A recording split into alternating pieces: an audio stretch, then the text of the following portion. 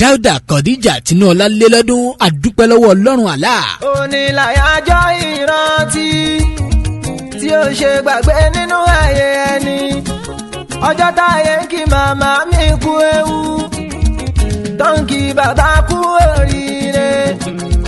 Celebrate mo máa pẹ́ mi wá o, pẹ́ṣẹ́ mi tún lè kàn sí.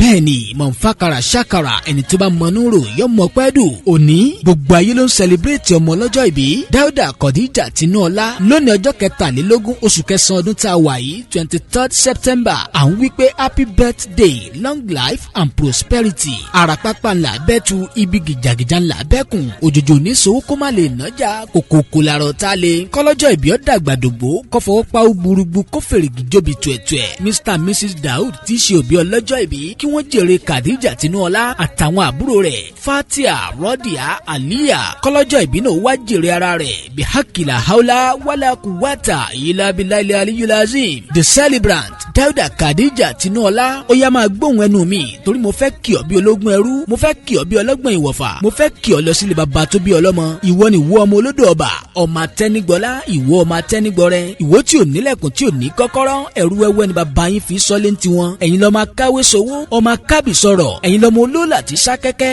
ọmọ olólà tí bu àbàjá. Ìwọ tí ò bá so ní kọlà a sì máa tẹran lé bàbá tó bí yín lọ́mọ. Ìwọ tí odídẹrẹ́ pè tẹnu rẹ̀ tẹ̀ kọ́rọ́ yín. Ìwọ tún lolú òjé ọmọ lásọ gbárò ọmọ arọ́ tíwẹ̀. Ìwọ lòbó òròjó òbó òrómù kan oṣù kàkà ó mú kó àdó. Èèyàn dá ọlágbálẹ̀ rí ọmọ lámẹ́sẹ́ kúndàlú ọmọ ẹ̀yìn tó pọ́n rẹ̀gẹ̀dẹ̀. Òjé kìí jẹ̀gà òjé kìí jòrófó ẹ̀bá múrò rẹ̀ bọ̀ oko. Dáúdà Kọ̀díjà Tinúọlá, happy birthday to you once again, long life and prosperity. Ọlọ́jọ́ ìbí bó bá ń gbọ́ mi báyìí Àyàntúnjí Fàyíṣà Àtinúkẹ́ ló ń kí ọ.